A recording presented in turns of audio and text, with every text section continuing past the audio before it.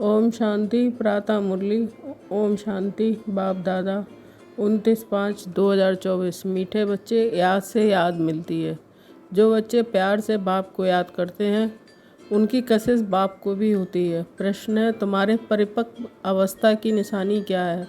उस अवस्था को पाने का पुरुषार्थ सुनाओ। उत्तर, जब तुम बच्चों की परिपक्व अवस्था होगी तो सब कर्मेंद्रियां शीतल हो जाएंगी। कर्मेंद्रियों में कोई उल्टा क्रम नहीं होगा। अवस्था अचल अडोल बन जाएगी। इस समय की अडोल अवस्था से 21 जन्म के लिए कर्मेंद्रियां बस हो जाएंगी। इस अवस्था को पाने के लिए अपनी जांच रखो। नोट करने से सावधान रहेंगे। योग बल से ही कर्मेंद्रियों को बस करना है। योग ही तुम्हारी अवस्था को परिपक्व बनाएगा। ओम शांति। ये है याद की यात्रा। सभी बच्चे इस यात्रा पर रहते हैं। सिर्फ तुम यहाँ नज़दीक में हो।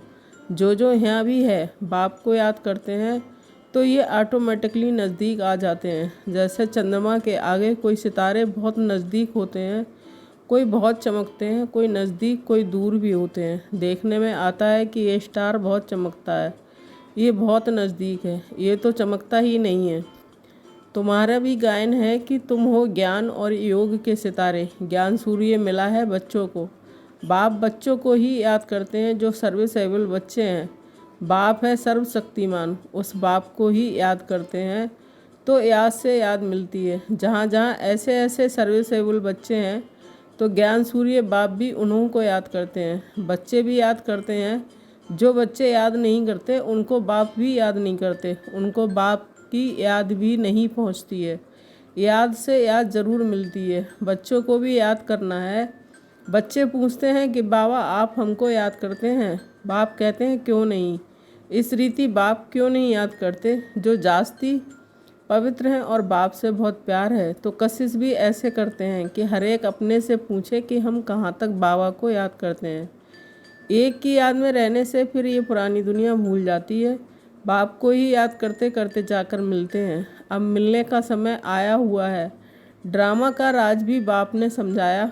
बाप आते हैं, आकर बच्चों को अपना रूहानी बच्चा बनाते हैं। पतित से पावन कैसे बनो सो सिखाते हैं। बाप तो एक ही है, उनको ही सब याद करते हैं, परंतु याद सबको नंबरवार अपने अपने पुरुषार्थ के अनुसार मिलती है। जितना बहुत याद करेंगे वह जैसे कि सामने खड़े हैं। कर्मातीत अवस्था भी ऐसे ही होनी है। जितना याद करेंगे कर्मेंद्रियां चंचल नहीं होंगी। कर्मेंद्रियां चंचल बहुत होती हैं ना, इसको ही माया कहा जाता है। कर्मेंद्रियों से कुछ भी खराब कर्म ना हो।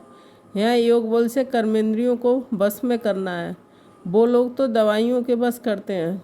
बच्चे कहते हैं कि बाबा ये क्यों नहीं बस होती है? बाप कहते हैं कि तुम जितना याद करेंगे उतना कर्मेंद्रियां बस हो जाएंगी। इसको कहा जाता है कर्मातीत अवस्था। ये सिर्फ याद की यात्रा से ही होता है। इसलिए भारत का प्राचीन राजयोग गाया हुआ है। सो तो भगवान ही सिखलाएंगे। भगवान सिखलाते हैं अपने बच्चों को। तुम्हें इन विकारी कर्मेंद्रियों पर योग बल से जीत पाने का पुरुषार्थ करना है। संपूर्ण पिछाड़ी में होंगे। जब परिपक्व अवस्था होगी फिर कोई भी कर्मेंद्रियां चंचलता नहीं करेंगी। अभी चंचलता बंद होने से फिर 21 जन्म के लिए कोई भी कर्मेंद्रियां धोखा नहीं देंगी। 21 जन्म के लिए कर्मेंद्रियां बस हो जाती हैं। सबसे मुख्य है काम। याद करते करते कर्मेंद्रियां बस होती जाएंगी। अभी कर्मेंद्रियों को बस करने से आधा कल्प के लिए इनाम मिलता है। बस नहीं कर सकते हैं तो फिर पाप रह जाते हैं। तुम्हारे पाप योग बल से कटते जाएंगे। तुम पवित्र होते जाते हो। ये है नंबर 1 सब्जेक्ट। बुलाते भी हैं पतित से पावन होने के लिए तो बाप ही आकर पावन बनाते हैं। बाप ही नॉलेजफुल है। बाप कहते हैं कि अपने को आत्मा समझो, बाप को याद करो, ये भी नॉलेज है। एक है योग की नॉलेज, दूसरा है 84 जन्म के चक्र की नॉलेज। 2 नॉलेज हैं। फिर उसमें दैवी गुण ऑटोमेटिकली मर्ज है। बच्चे जानते हैं कि हम मनुष्य से देवता बनते हैं, जो दैवी गुण भी जरूर धारण करने हैं। अपनी जांच करनी है। नोट करने से अपने ऊपर सावधान रहेंगे। अपनी जांच रखेंगे तो कोई भूल नहीं होगी। बाप खुद कहते हैं कि मामेकम याद करो। तुमने ही मुझे बुलाया है क्योंकि तुम जानते हो कि बाबा पतित पावन है। वह जब आते हैं तभी ये डायरेक्शन देते हैं कि अब इस डायरेक्शन पर अमल करना है आत्माओं को। तुम पार्ट बजाते हो इस शरीर के द्वारा, जो बाप को भी ज़रूर इस शरीर में आना पड़े। ये बहुत वंडरफुल बातें हैं। त्रिमूर्ति का चित्र कितना क्लियर है। ब्रह्मा तपस्या कर ये बनते हैं, फिर 84 जन्मों के बाद ये बनते हैं। ये भी बुद्धि में याद रहे कि हम ब्राह्मण से देवता थे, फिर 84 का चक्र लगाया, अब फिर देवता बनने के लिए आए हैं। जब देवताओं की डायनेस्टी पूरी हो जाती है तो भक्ति मार्ग में भी बहुत प्रेम से उनको याद करते हैं। अब वह बाप तुमको ये पद पाने के लिए युक्ति बताते हैं। याद भी बहुत सहज है, सिर्फ सोने का बर्तन चाहिए। जितना पुरुषार्थ करेंगे उतनी पॉइंट्स इमर्ज होंगी। ज्ञान भी अच्छा सुनाते रहेंगे, समझेंगे जैसे कि बाबा हमारे में प्रवेश कर मुरली चला रहे हैं। बाबा भी बहुत मदद करते हैं। औरों को भी कल्याण करना है, ये भी ड्रामा में नूद है। एक सेकंड ना मिले दूसरे से, टाइम पास होता जाता है। इतने वर्ष कितने मास कैसे पास होते हैं, शुरू से लेकर टाइम पास होता आया है। ये सेकंड फिर 5000 वर्ष बाद रिपीट करेंगे। ये भी अच्छी रीति समझना है और बाप को याद करना है, जिससे विक्रम विनाश ना हो और कोई उपाय नहीं। इतना समय जो कुछ करते आए वह सब थी भक्ति। कहते भी हैं कि भक्ति का फल भगवान देंगे। क्या फल देंगे, कब और कैसे देते हैं, ये कुछ भी पता नहीं है। बाप जब फल देने के लिए आवे तब लेने वाले और देने वाले इकट्ठे हों। ड्रामा का पार्ट आगे चलता जाता है। सारे ड्रामा में अभी ये है अंतिम लाइफ। हो सकता है कि कोई शरीर भी छोड़ दे और कोई पार्ट बजाना है तो जन्म भी ले सकते हैं। किसका बहुत हिसाब किताब होगा तो जन्म भी ले सकते हैं। किसके बहुत पाप होंगे तो घड़ी घड़ी एक जन्म ले, फिर दूसरा तीसरा जन्म लेते छोड़ते रहेंगे। गर्भ में गया, दुख भोगा, फिर शरीर छोड़ दूसरा लिया। काशी कलवट में भी यह हालत होती है। पाप सिर पर बहुत हैं, योग बल तो है नहीं। काशी कलवट खाना है, यह है अपने शरीर का घात करना।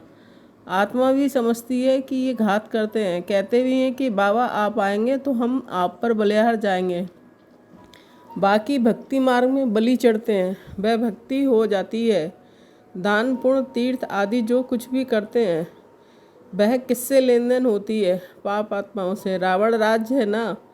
बाप कहते हैं खबरदारी से लेन देन करना है, या कोई खराब काम में लगाया तो सिर पर बोझा चढ़ जाएगा। दान पुण्य भी बड़ा खबरदारी से करना होता है। गरीबों को तो अन्न और कपड़े का दान किया जाता है, बा आजकल धर्मशालाएं आदि बनाकर देते हैं। साहूकारों के लिए तो बड़े बड़े महल हैं, गरीबों के लिए हैं झोपड़ियाँ। वह तो गंदे नाले के आगे रहे हुए हैं। उस किचड़े की खाद बनती है जो बिकती है, जिस पर फिर खेती आदि होती है। सतयुग में तो ऐसे किचड़े आदि पर खेती नहीं होती, वहाँ तो नई मिट्टी होती है। उसका नाम ही है पैराडाइज। नाम भी गाया हुआ है, पुखराज परी, सब्ज परी, रतन है ना। कोई कितनी सर्विस करते हैं, कोई कितनी करते हैं। कोई कहते हैं हम सर्विस नहीं कर सकते। बाबा के रतन तो सभी हैं, परंतु उनमें भी नंबरवार पुरुषार्थ अनुसार हैं, जो फिर पूजे जाते हैं। पूजा होती है देवताओं की। भक्ति मार्ग में अनेक पूजाएं होती हैं। वह सब ड्रामा में नूद है, जिसको देख मज़ा आता है। हम एक्टर्स हैं। इस समय तुमको नॉलेज मिलती है कि तुम बहुत खुश होते हो। जानते हो कि भक्ति का भी पार्ट है, भक्ति में भी बड़े खुश होते हैं। गुरु ने कहा माला फेरो, बस उस खुशी में फेरते ही रहते हैं। समझ कुछ भी नहीं। शिव निराकार है, उनको भला दूध पानी आदि क्यों चढ़ाते हैं, मूर्तियों को भोग लगाते हैं, वह कोई खाती थोड़ा ही है। भक्ति का पेशगीर विस्तार कितना बड़ा है। भक्ति है झाड़, ज्ञान है बीज। रचता के सिवाय तुम बच्चों के लिए कोई नहीं जानते। कोई बचते तो अपनी हड्डियां भी इस सर्विस में सुहा करने वाले हैं। तुमको कोई कहते हैं कि ये तुम्हारी कल्पना है। अरे ये तो वर्ल्ड की हिस्ट्री ज्योग्राफी रिपीट होती है, कल्पना रिपीट थोड़ी होती है। ये तो नॉलेज है, ये है नई बात है, नई दुनिया के लिए। भगवान उवाच, भगवान भी नया, उनके महावाक्य भी नए हैं। वह कहते हैं कि श्री कृष्ण भगवान उवाच, तुम कहते हो शिव भगवान उवाच। हर एक को अपनी अपनी बातें हैं ना, एक ना मिले दूसरे से। यह है पढ़ाई। स्कूल में पढ़ते हो, कल्पना की तो बात ही नहीं है।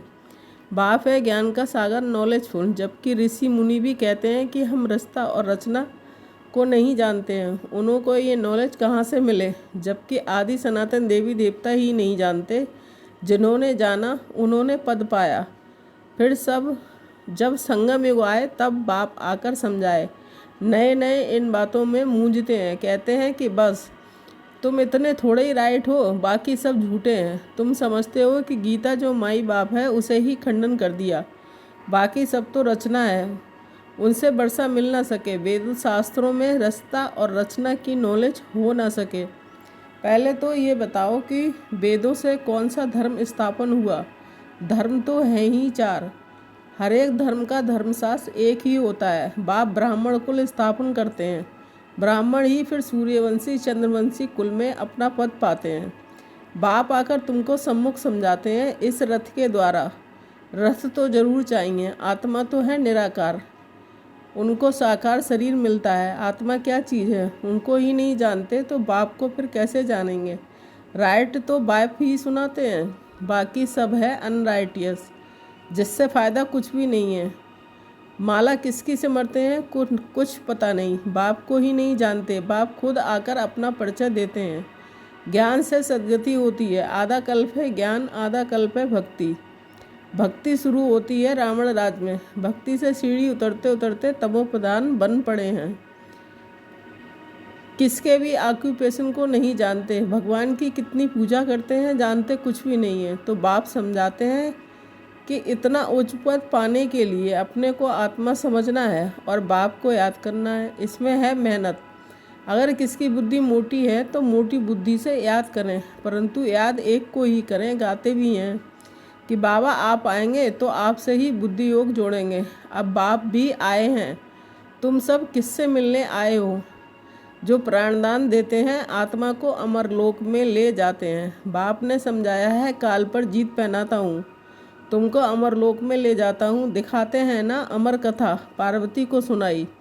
अब अमरनाथ तो एक ही है, हिमालय पहाड़ पर बैठकर थोड़ी कथा सुनाएंगे। भक्ति मार्ग की हर बात में बंडर लगता है। अच्छा, मीठे मीठे शकील दे बच्चों के प्रति माता पिता बाप दादा का याद प्यार और गुड मॉर्निंग। रूहानी बाप की रूहानी बच्चों को नमस्ते।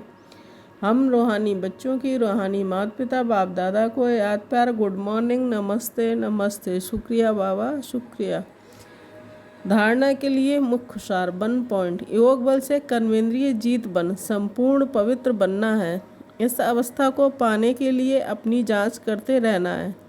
2 पॉइंट, सदा बुद्धि में याद रखना है कि हम ही ब्राह्मण सो देवता थे, अब फिर देवता बनने के लिए आए हैं।